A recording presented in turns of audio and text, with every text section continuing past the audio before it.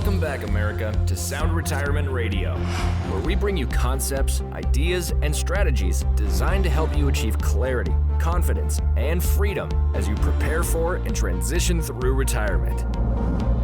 And now, here is your host, Jason Parker. America, so glad to have you joining me for episode number 448. The title is How to Set Up a Foundation and Endowment for Your Christian School. But before we get into today's episode, I like to start the day by renewing our mind, and I've got a verse here for us from Proverbs 22:6. Train up a child in the way he should go, and when he is old, he will not depart from it. And then something fun for the grandkids. Why do birds fly north in the spring? Because it's way faster than walking. What do you say to a nervous flower? Don't worry, bud. Everything's going to be blooming great. In 2019, two pastors from my church approached me with a request. Would I be willing to create a foundation or endowment to raise money for the Christian school that our church operates? And without hesitation, I said yes. Both of my children had attended the school, and it had a profound impact on our family. While I had experienced serving on nonprofit boards, I had never started a nonprofit from scratch. This was entirely new territory, and I spent the first year immersed in research, consulting legal experts, meeting with our church's board of elders, and speaking with leaders from other schools that had established foundations. Then, in October 2020, I was introduced to Ross Hjelseth. Ross had served as the head of schools at Life Christian Academy in Tacoma, Washington, where he helped them establish their foundation. His coaching and consulting played a crucial role in helping us navigate the process and make meaningful progress. Having gone through this experience, and after receiving multiple inquiries from others looking to do something similar, I realized it would be really valuable to record a podcast on the topic. My goal is to provide a roadmap for anyone that's considering starting a foundation, helping them move forward more efficiently. So in today's podcast, I'm joined by Ross to discuss the process, the key steps, and the timeline involved. While qualified charitable distributions and donor-advised funds are sufficient for most people's charitable giving, for those of you that are interested in establishing a foundation, this conversation is for you. I hope you find it helpful. It is my good fortune to have my friend Ross Hjelseth joining us on the podcast today. Ross, welcome to Sound Retirement Radio. Great to be with you, Jason. I'm excited about the opportunity.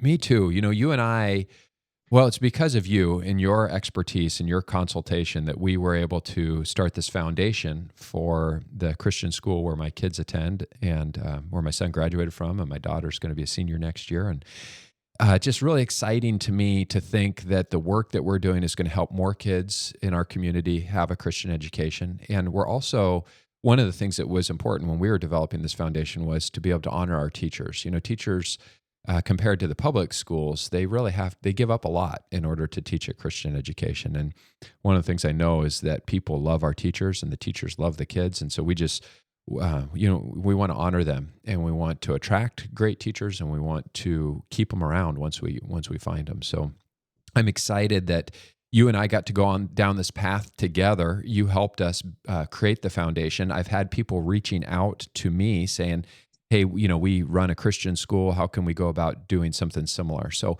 the reason I asked you to be on here today is I want to help our listeners understand if they're interested in creating a foundation, a 501c3, what's the process of doing that? What's the timeline to be expected? And I thought just a great initial question for you would be, what is a foundation? What is endowment? Well, as you just indicated, Jason, a foundation is a 501c3 status granted after an application has been submitted. And part of that paperwork that's submitted is what is the purpose of the foundation. Once granted, I use the analogy that a foundation is the structure, which includes policy and procedure, which includes bylaws, which includes amendments, which includes policy related to the receiving of funds, policy as to the purpose of the funds, policy as to the investment of the funds, and then finally, policy as to the distribution of the earnings of the fund. So you could also use the analogy that a foundation is a house in which then you can place, organizations can place endowment funds. So once those funds are within the foundation, those funds are monitored by a board of directors that oversee that foundation.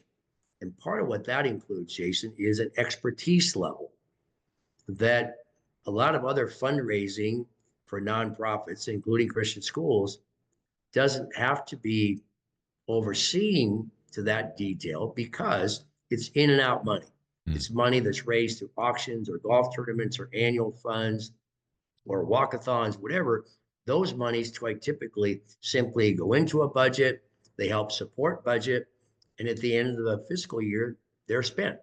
Right. Foundations, on the other hand, we're talking long-term investment of the money, long-term return on the money, long-term distribution of the money.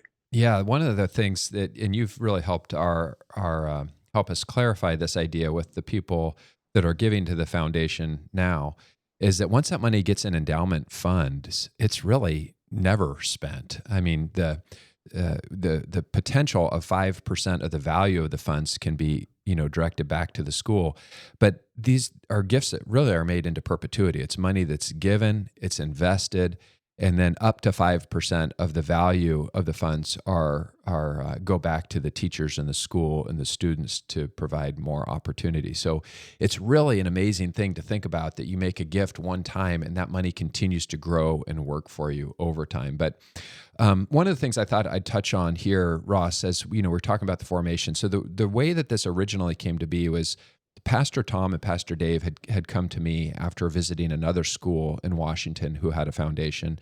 And they said, Jason, this seems like something we should be doing for our school. And they asked me if I would be interested in helping to spearhead the project. And of course, at the time, I knew nothing about creating a foundation or an endowment. But as we went through that planning process, one of the things that Tom and Dave said was important to them is that they wanted the foundation to be a separate 501c3, separate from the church and separate from the school. And they wanted a separate board of directors to oversee that. And part of the reason for that is this Christian school, it happens to be the largest Christian school in this community.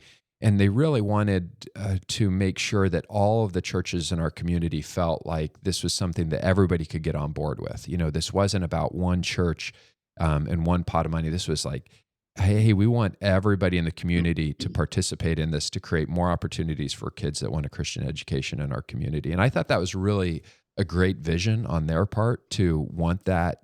And then in our bylaws, we actually require that we have more than one church represented by the board of directors, so that we have multiple churches in our community represented. And I know that was important too, so that we have that just voices from other churches coming together to create that structure, and so that it has its own board of directors, its own governance. It's not controlled by the school. It's not controlled by the church.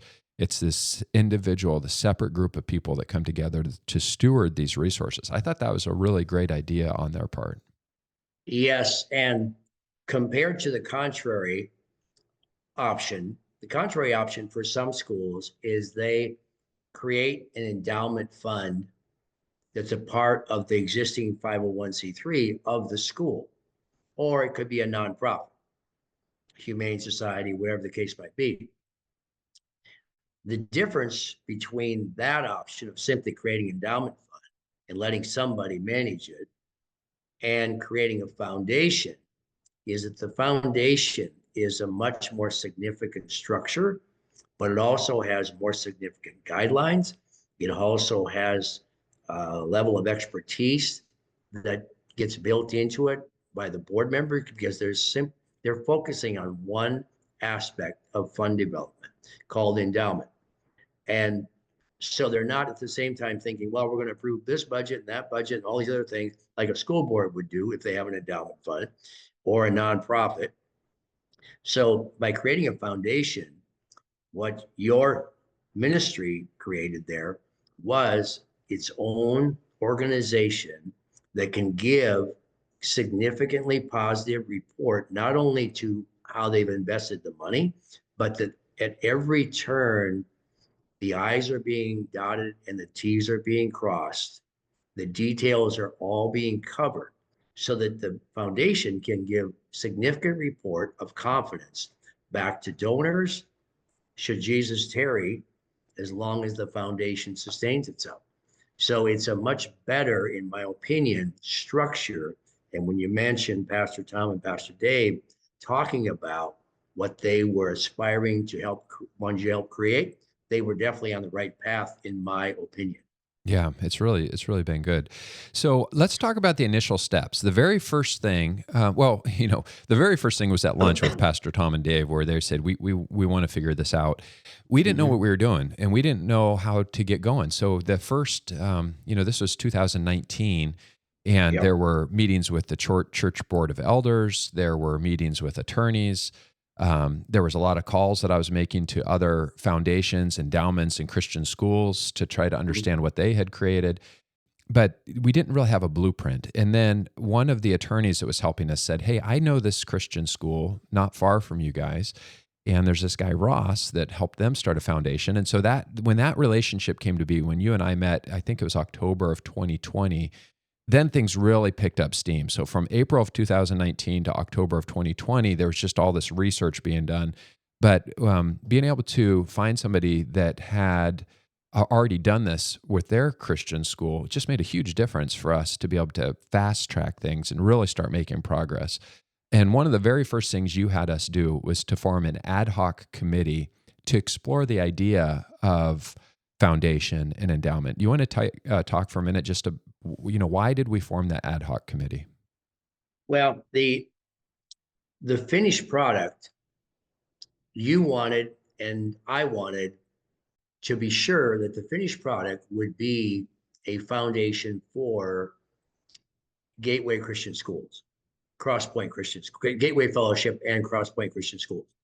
So in that regard, the committee began the research into a foundation structure, its impact on the ministry, also its processes, its board dynamics, all those different types of things. So the ad hoc committee, and I remember when Heidi Abrams called me, that was the initial phone contact.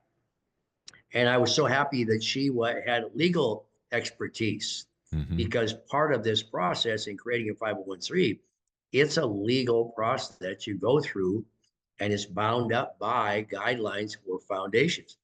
So in our early conversations, your ad hoc committee, I remember those meetings via Zoom, and those meetings were all about what do we need to get pulled together, what research needs to be done, and we could personalize it back to your school and your church community, which sponsored a school.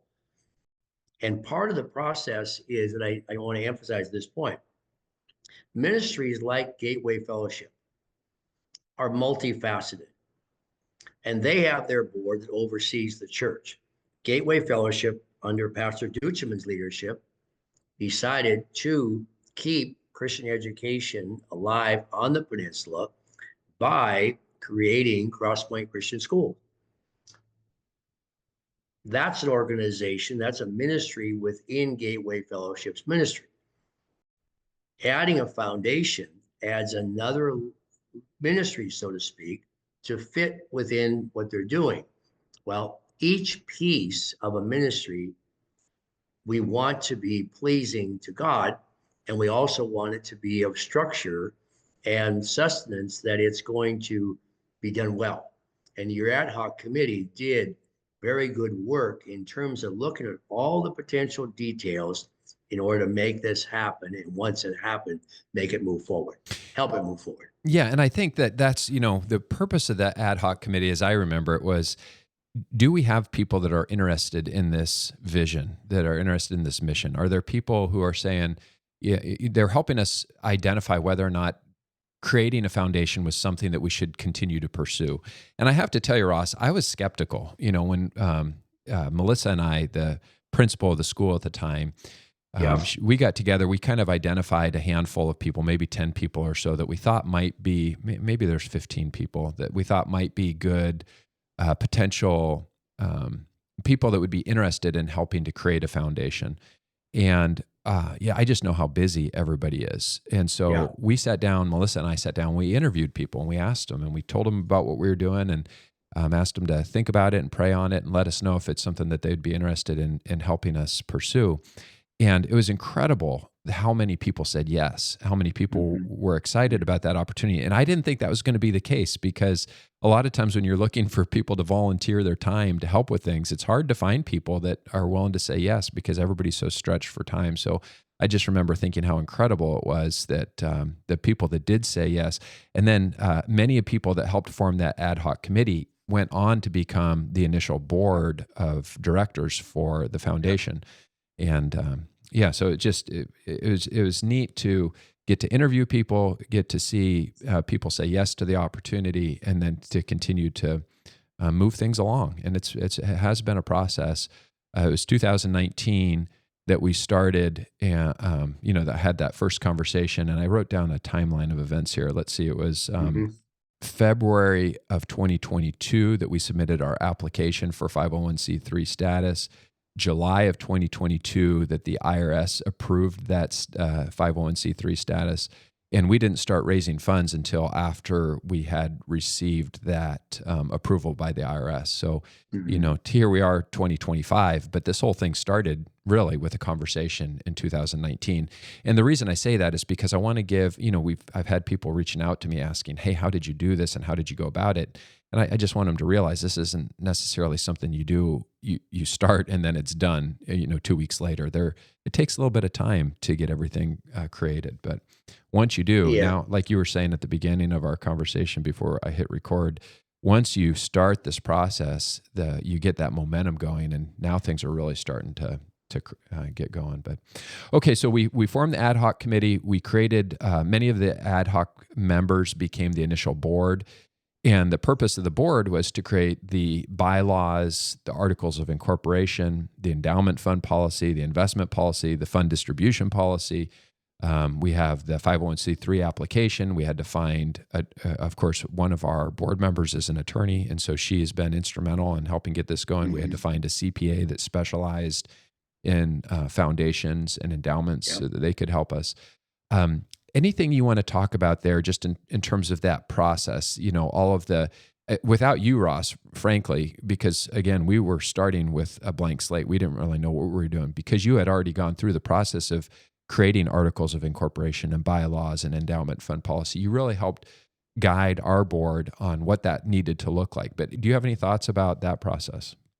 Well, that process is critical to the future of anything that's going to happen and everything that's going to happen within a foundation in its future. If we think, Jason, and for our listening audience, think about the significance of endowment. Endowment is long-term funding with long-term return on investment, with long-term distribution. In order for anything to be long-term, it's got to be built well. I'm reminded of in the book of Matthew, Jesus, one of the parables he speaks to, I think it's Matthew 7:24-27. He speaks about the parable of the two builders. One builder builds a house on a sinking sand.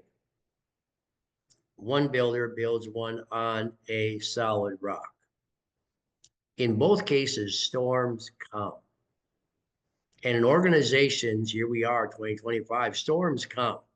Not everything's perfect. Here's a season when all of a sudden the return on investment isn't as good, or the economy turns, and different types of dynamics can take place. Leadership changes within the ministry, within the school, board members change. However, back to Matthew 7. The storms came to both builders. The house that stood was the one that was built on the rock, which is faith in Jesus. You can use that analogy, at least I can, to also say in building in a foundation, we want to make sure that the structure is rock solid for two purposes. One, that's the beginning only. But the beginning is what we can speak to when we do it well, when we start to talk to prospective donors in the faith community or the nonprofit community, whatever people are representing. And we can do so with confidence. Why? Because we know we've dotted all the I's, we've crossed the T's, we've got the paperwork in place, we've got the process in place. With process, for example, bylaws, there's really nothing that can go wrong that boards can do. All they have to do is follow the bylaws, follow all the structure, follow the process, been approved. And so it's a vital part of creating a foundation is it taking the time to do it well with the ad hoc committee, with the initial board, creating, I mean, your people spent quite a bit of time creating policy and studying policy and then approving. How does this sound? How does that sound? Will this work for us? Because part of what we have going here and what you had going, you had a dynamic which a church would need to fund itself, a school that needed to fund itself. So think this thought. Both of them on any given week are maybe asking for money to support the school. Well, how do you fit and ask for endowment into those other two organizations that are asking for financial support? There's a place for it, but it's got to be done well. Yeah. And creating it well, I think, gives opportunity to do it well. Yeah. And I think that's the expectation I would want to set for people is, again, this is a process. It's work. And there are people that have gone before that can kind of lead you and guide you and say, okay, you need the articles of incorporation, you need the bylaws, the endowment fund policy, the investment fund policy, the fund distribution policy. I mean, there's things that you're going to learn along the way. How much money are we going to keep in cash reserves versus how much are we going to invest? I mean, just all this work that needs to be done initially. I think you're on the right path when you see the right people coming together. And that's the next part of this conversation is building the right team. So the first was finding the ad hoc committee and people that we thought would be a good fit for that. And then inviting those people to be on the board of directors. And, some of the people said no when we were asking for the ad hoc committee and the board of directors. Not everybody said yes. Go ahead and speak to that for a minute, because sometimes it can feel disheartening when you think, oh, this person would be great to be a board member on a committee.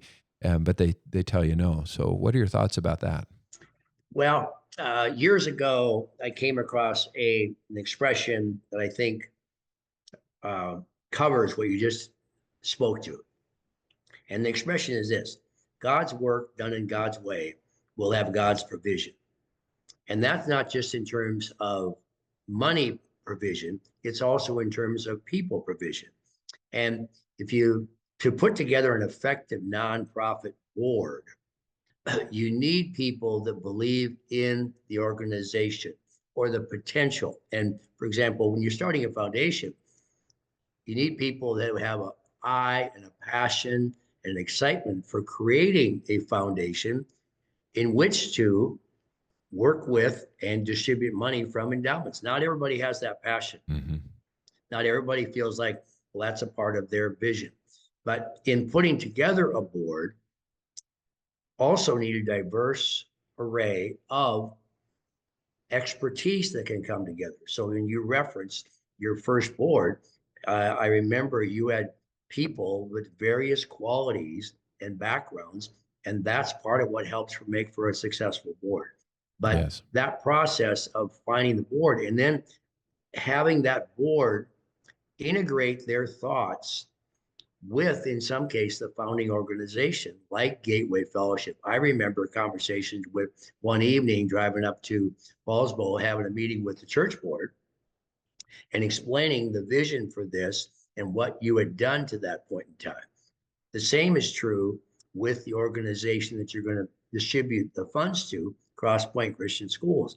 The need for continued communication with somebody from the school that knows, here's what this group of people is aspiring to do. They're aspiring to help us. How can we help them? How can we provide the information that a foundation board needs to know what the real needs are within the school and all those dynamics? So part of it is getting all the pieces to come together and synchronized in unity. The biblical model for God's work is unity. Throughout the entire New Testament, it's unity, it's unity, it's unity, it's together, teamwork. Yeah. And we have 9 people on our board. So, it's pretty robust. And I mean, just again, thinking of this idea of getting 9 people together once a month to continue making progress and move the ball forward on this is pretty cool.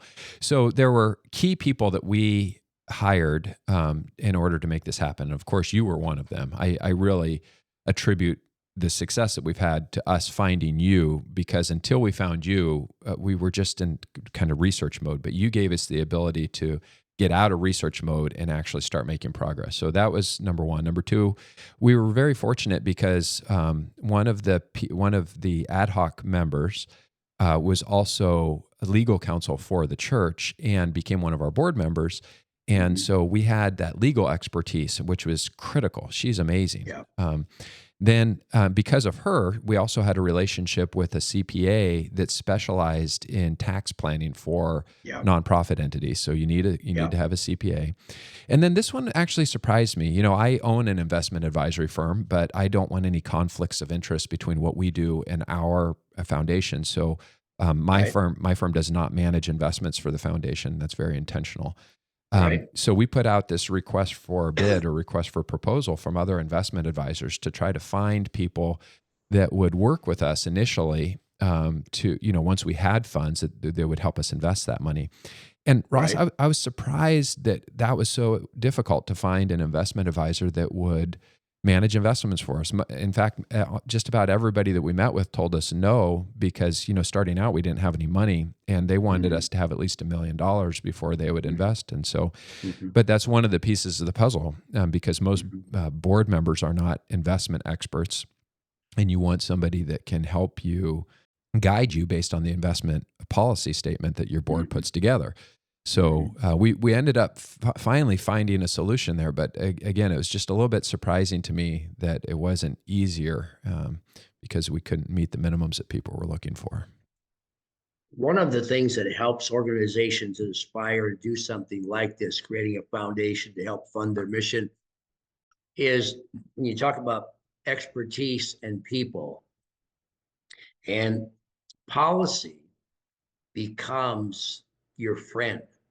Because when you communicate, for example, to organizations that might consider being your investment firm, yes, you spoke to what you didn't have, but what you did have, you had strong vision, you had mission, you also had policy that you've been developing.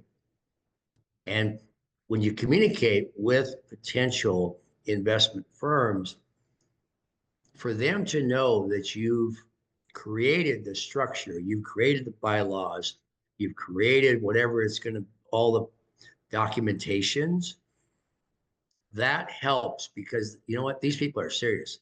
These people are going to make this happen. And sure enough, you found somebody that said, you know what, we'll take you and we'll work with you. And over time, they in faith believed that it was going to be good. And that's what's happened. They also, over time, believe that their return of their investment would get better because the asset portfolio would get larger, and it would be worth their while to say, yes, we'll be your investment firm. So they too, in some ways, in faith, said, you know what? Yep, we'll do it for you. Yeah. But you're right, it's not easy. No, I mean, we just had people tell us no all along the way, but the next piece is the fundraising and the financial management. And this has been so cool for me just to see. I mean, some of the people that have reached out to us, they never had kids that went to Christian education, but we have people literally that are finding us and saying, hey, we heard about what you're doing. We love seeing the results, and we want to support this ministry. And so that's been really cool for me, from my perspective, just to see people that want more Christian education in our community. They want kids to have this opportunity. They want to honor the teachers that are investing their time into the kids. And so, but talk to me for a minute about donor relations, moves management, just the process of getting the word out there to tell people, hey, this is what we're doing, and finding out if they would be interested in helping to promote it or support it. Certainly, Well, as we've discussed for the first portion here today, we talked about all the processes. We've talked about the creating of the documents and all those things. Those help prepare the table, so to speak, for everybody to sit down and let's have a meal now. Lots of prep. Think about Thanksgiving. Thanksgiving, a woman spends hours preparing, and these 11, 12, 14 people sit down, and within 20 minutes they consume it. But they sit down with the anticipation, this is going to be great. And that's a lot of what we've discussed today has been the creation of all the dynamics to launch it and move it forward. So endowment fits within the fundraising paradigm. It does not fit for everybody. However, the term moves management simply means that somebody manages a donor's moves. And if we think the thought that Gateway Christian Schools or XYZ organization, they have a donor population that supports, whether it be a walkathon or an auction, whatever the case might be. That organization depends on those dollars that come in. However, moves refers to what is that donor's next donation? What is their next donation? And studied well, we start to notice trends, those of us who are in the fundraising. And those trends start to indicate that this person's on a path. They like the performing arts. Their children are in the elementary school. They're going to be there for a while. These people like the arts, and so on. So with that being the case, moves management, the people that are fundraising for an organization, help the donors realize that at some point in time, in addition to supporting an annual budget, like a school has or a nonprofit has, why don't we consider supporting the long-term future of the organization? That's when the endowment ask comes in. It doesn't have to take away from the school's asks or the organization's ask, nonprofit. Instead, it becomes another option for donors to consider. And well done, here's how it goes. So in fundraising, we know, Mr. and Mrs. Johnson, that you've been supporting our organization for the past 5 years. We appreciate that. And we value your support moving forward. In addition, we feel like we want to share with you a vision for long-term sustainability. Because in fact, you've been supporting us for the period of years, and we've got a plan in place to build endowment. An endowment becomes a great investment on your part because we're not going to spend that money. We're going to invest it. So your dollars are going to be long-term impactful. You're going to impact the mission of our organization long-term. So it becomes a relatively easy ask to make when it's expressed in that way. We're not saying instead of, we're saying alongside of. Your other support to the organization, would you consider? And done well, fundraising becomes a win for every aspect of the organization. The short term, which is budget operations for a year, but long term endowment. Yeah, and I can't tell you how many times, for example, in our foundation, in fact, March 7th, we have our endowment awards assembly. And this year, our Life Christian Foundation will disperse $210,000. Wow. That is up $65,000 from last year. Wow. Next year, it'll be $250,000 plus. Why? Because the asset portfolio is increased, and over time, the distribution amount keeps increasing. Donors smile when they see that the funds have been stewarded well and invested well by the organization that the funds go to. Yeah, and I remember it's a win-win. As we were in the process of getting things started, you invited us to one of those events, and we got to hear what I thought was really cool is one of the students, I think she was a senior at the time, and she had been receiving scholarships from your endowment funds, and she just talked about what an impact it had made on her to have that opportunity that she wouldn't have had otherwise. And I just thought, man, that is so cool to hear a young girl, a young woman standing there talking about the impact that it made in her life. And I thought that was really pretty amazing. The next thing I wanted to talk to you about is just the operational framework and the governance. So, we've got this board of directors, we've got cadence for regular meetings. And I know it seems like we meet more often than your board does, but I think that's partly because we're still, there's still a lot of work to do. So we're meeting on a monthly basis. Right. There's policies, there's accountability, there's undesignated fund policies, there's policies around sponsoring events, there's financial reserve policies, there's investment policies, there's an endowment fund policy. I mean, this is the work that needs to go into formation, the creation of the fund. There have been times when we've had to modify the bylaws, so we've had to make some adjustments there over time as we've learned. We've got the ongoing paperwork with the IRS and the state of Washington that requires us, so there's work. And then we've got committees, people, not just the board members, but we also have people on committee in each one of these different boards. But so I want to talk for a minute about this, just the operational framework and the governance. But one of the things I wanted to go back to just real quickly, you talked about it doesn't have to be an either or. When we have been doing events for the foundation, we always say, look, support your church first and foremost. That's what we want to see happen, is that churches are thriving.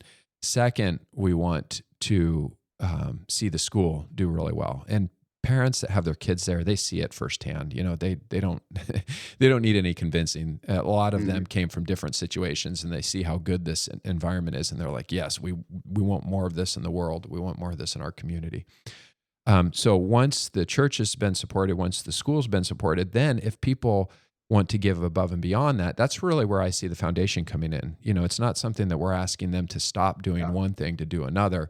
It's just there are people that see the benefits of that it's happened in people's kids' lives, in the community, in the country as a result of, just giving these people, these kids, this opportunity to go to school in a place where they learn that they were created for purpose, on purpose. It's really been encouraging. But talk for a minute about just the operational framework and the governance that goes into the ongoing management of a foundation and endowment. Well, first of all, governance becomes the guideline under which and through which a board will accomplish the mission of the organization. So it's a high priority that governance is put in place. And as you referred to, periodically, governance will be adjusted with amendments to bylaws and so on. But with that, the policy calls for everything from, for example, within a structure, everything from what the board should represent, what the mission of the organization is, what the function of the investment part of the funds, what does that serve, the distribution, all of that becomes the guidelines for the board. And I want to interject this at this point. You have done this in your organization very well, all with volunteers. And the thing that's been very helpful in your part, and I would encourage anyone who's considering this possibility of starting a foundation to raise endowment funds, to consider the importance of integrating the foundation within the mission of the mother organization, whether it is a nonprofit that someone's representing or working with or wants to, or it's a ministry, whatever the 501c3 status is of the mother organization, the sponsoring organization. The integration of the foundation board with members of that sponsoring organization. Mm-hmm. And so if you look at the community, for example, the Paulsville, Silverdale, Bremerton community, there are lots of nonprofits. Mm-hmm. And any of those nonprofits could we want to establish an endowment or establish a foundation, the key part is to integrate it within the organization. It's not a separate entity in terms of its relational component. It's separate in terms of it has its bylaws and its structure, which is great, but it also needs to be integrated within the community of the nonprofit that it serves. So your board has been very intentional about sustaining communication with your sponsoring organization, Gateway Fellowship, and with the personnel of the school, which is a part of the ministry. And that's a key part of what the operational side of things, along with the bylaws and the structure, help make happen. Yeah, yeah. I had the opportunity to go to some training, nonprofit training last year, and Yes. I was sharing with them that our board is completely volunteer, and everybody there was just kind of floored by that. They couldn't believe that. They're like, wow, you have all these people doing all this work, and everybody's doing it for no compensation. And it's like, Yeah. that's what happened. I mean, I guess I didn't realize that was unusual. That's just kind of what we expected. And in fact, as our board is putting together a budget every year, one of the things we ask is that the board members contribute to that budget. Yes. We want to we really, anybody that gives to the foundation, we want that money to go to its primary purpose. And so if there's a budget where money needs to be spent, we try to have the board members cover that budget so that donors that are out there that are giving, that they're not having to think that part of their donations are going to cover the cost of operating and running this operation, because it's an operation and it has expenses. There's what you just spoke to is an integral part of having a chance for success, is finding the right people that are willing to bring together to a board their expertise and share it. Best done, for example, you've already referenced some of the people you have on the founding board: an attorney, a CPA, a financial investment person like yourself, a marketing person. You've got people that have other career paths. You have parents from school. You have non-parents, whatever the case might be. People involved in the ministry. For example, I felt like in your case, because of the fact that the church wanted to create this foundation. Well, having Pastor Dave serve on the board initially was genius, because his involvement, he could give good report consistently back to the church. This is what's happening. This is what's being discussed. This is what's being approved. This is what's being considered. All of those types of things soothe, so to speak, any degree of anxiety that might develop over, well, what are they going to do? And what will this look like? So having the pieces that come together within the boardroom is a blessing. And in your case, that's exactly what happened and continues to happen. Yeah, it's been good. And again, the reason for wanting to do this podcast is just so that anybody that's thinking about starting a foundation or an endowment for their own Christian school, rather than you and I having to jump on phone calls with these people and try to walk them through it, just to give them a framework or some ideas on what to expect as they're heading down this path. Because you and I have had the opportunity to work together now for several years, and you were, again, instrumental in helping this all come together. Is there anything that stands out to you, or anything, you've been involved in foundation endowment a lot longer than me, anything you just want to make sure people understand as they're heading down this path? The one thing that I would want people to be aware of is this is in some cases, creating endowment, creating a foundation is new territory for a lot of people. If you ask people on the street, what's a foundation's purpose? They might be thinking about the foundation for a house. Mm. The foundation for a house is much more frequently referenced than a foundation for raising money. So the story needs to be told. And after a foundation is created or an endowment fund is created, the story needs to be told to the point of understanding on the part of people. I can't tell you, even to this day, and we're celebrating the 20th anniversary of our foundation this year. Wow. some people still need clarification as what's the foundation and what's the endowment? What's the difference between them? Well, as I use the analogy, the foundation is the structure, legal structure. The endowment are the various funds that are designated that people can give to. Once you get those pieces in place, so to speak, then it really becomes a matter of continually communicating, promoting, helping people understand. Once they do, the blessings come. We're 20 years into our situation now, and now we have people that every year contribute without even be asking. Why? Because they're in the habit. They understand they've gotten good reports for 17 years from us. So they want to keep adding to an endowment. And people have different passions in terms of what they give towards.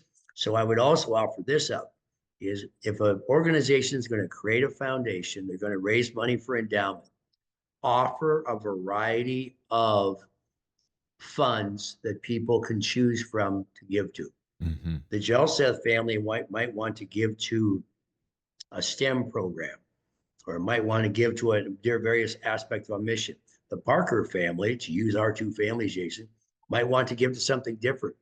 By having within the menu, so to speak, well, visualize walking into a restaurant. You're going to look at a menu. What are you going to have to eat? Well, one chooses one thing, one chooses something different. The point is offering a variety of options for people to give towards helps people nod their head up and down. Yes, we want to give. Yeah. So if you want to give to support students and scholarships and tuition assistance, or if you want to support the teachers, or if you want to support science, technology, engineering, math, if you want to support the arts, if you want to support athletics, you're right. We create these different funds, endowment funds that people can give to so that, if they're really passionate about the sports program, then, they can make sure that that continues to receive funding for generations. And that's the thing I love about endowment, Ross, is you give once and that money continues to work for generations. It's amazing. Well, and the other part that I want to touch on just briefly, part of moves management, if you think this thought that we sustain the relationship with a given donor, husband and wife, eventually they get to the point where they plan their estate. And not a large percentage of people actually get to the process of creating an estate plan, a will, a trust, whatever their choice might be. But when they do, studies have shown that donors who give to a given ministry or a nonprofit, well stewarded, they will quite likely leave a percentage of their estate plan to that same endowment fund. So if they've been funding the fine arts, or if they've been funding some aspect of the mission of an organization, of a school or a nonprofit, quite likely, and studies show that in many cases, the gift that they will leave as a part of their estate plan might very well be, in many cases, exceeds what they've given during their lifetime. Wow. And as you say that, I've actually had a conversation with at least two people that have said, "Hey, we changed our will, and we just want you to know that the foundation is going to be a part of it." And to me, that's just amazing. I mean, these people these are not. It's been a really amazing experience to see what motivates people and where they come from and why they're doing it, and so. Yeah. Next week, I will have lunch with a couple that both formerly worked within our ministry at Life Center. And they have no children, so they have no heirs. And they have already designated their entire estate to go to our foundation to help fund programs in the church and to help fund programs in the school. Wow. Well, and that's simply what they want to do with their estate. Well, that gift will be larger, quite likely, much larger than anything they've given during their lifetime. Wow. Yeah. And so all of a sudden, the asset balance within the organization called your foundation just got a huge push down the road, so to speak, out of a planned gift. But there again, it speaks to the long-term value of endowment because people want to give to something They don't want you to buy new windows for the building. They want you to spend it on something that's going to extend the mission of the organization and support the mission that they supported during their lifetime, so to speak. Windows are important, but people are way more important than windows. Yeah. Yeah. In my opinion.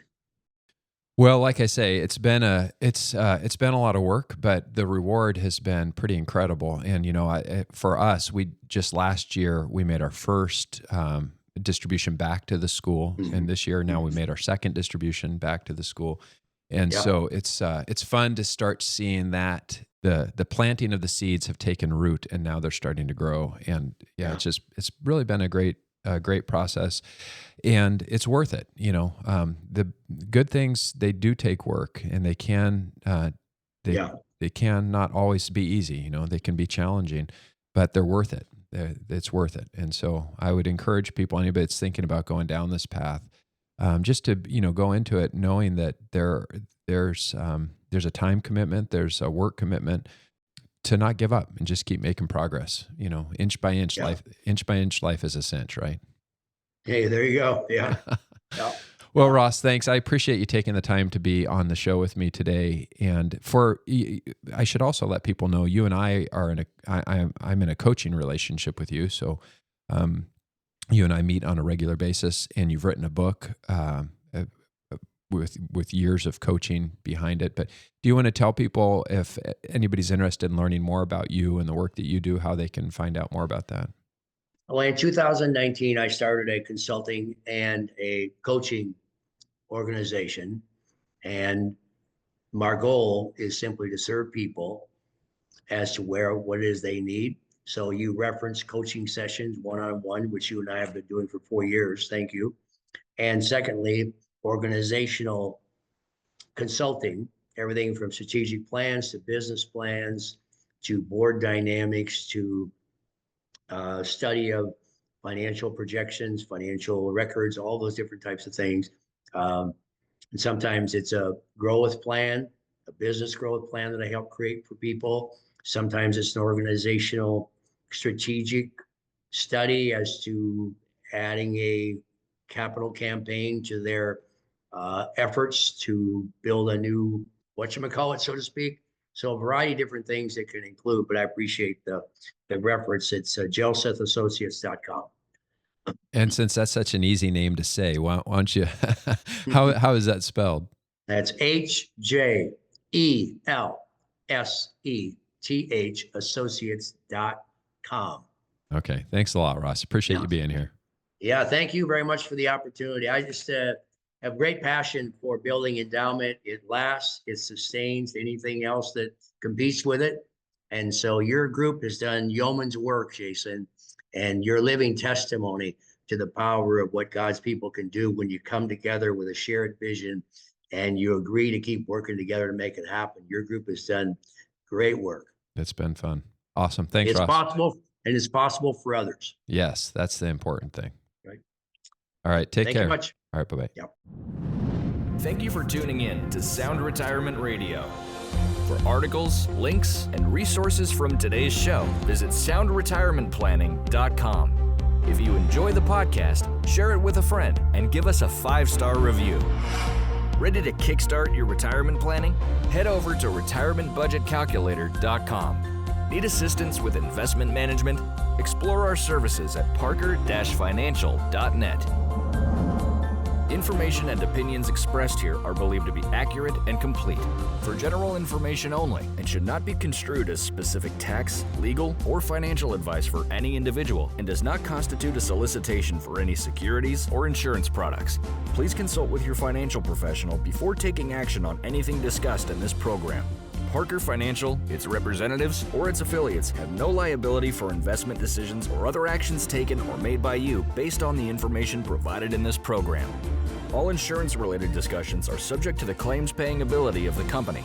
Investing involves risk. Jason Parker is the president of Parker Financial, LLC, an independent fee-based wealth management firm located at 9230 Bayshore Drive Northwest, Suite 201, Silverdale, Washington. For additional information, call 360-337-2701 or visit us online at soundretirementplanning.com.